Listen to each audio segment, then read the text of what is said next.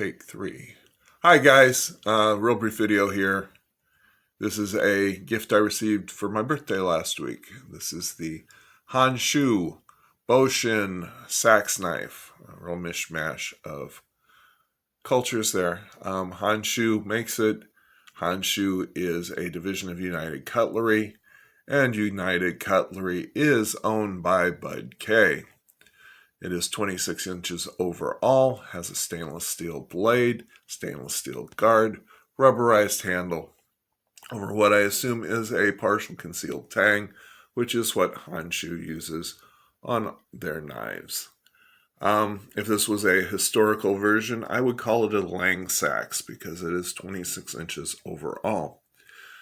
Honshu also makes a D2 steel version of this, so if you want something that is a little more functional, that might be the way to go. It runs for around $160 in the D2 steel. I consider this a semi-functional display piece. It's sharp, it has a decent thickness on the blade, and it is pointy, so if it came to tat, I could do some damage with it, but I wouldn't use this for heavy work.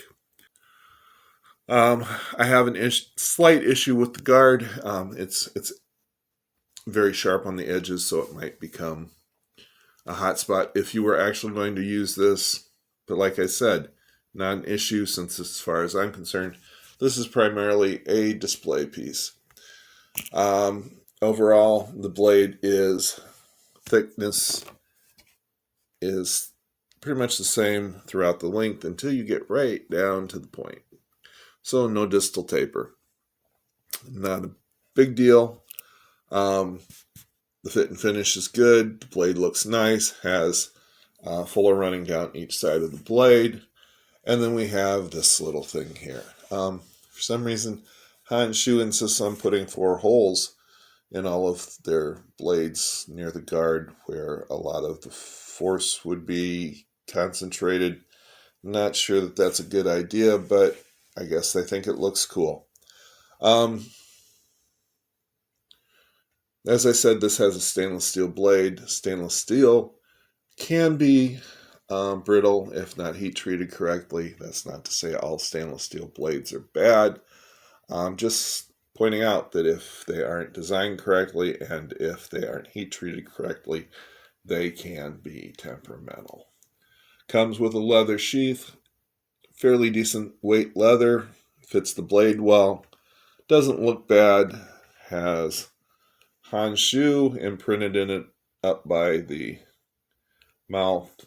The only issue I have with that is the retention strap is a bit tight, so it's going to have to stretch a bit before it fits well on the handle. Overall, it's a cool looking knife, and I really like it. Otherwise, I wouldn't have asked for it for my birthday. Since I consider this primarily a display piece, I had no interest in spending the more than double the amount for the D2 steel. And honestly, if I'm going to go out and do any practical work with a knife of this length, I'm going to use a machete. Cheaper, more effective, and probably safer in the end.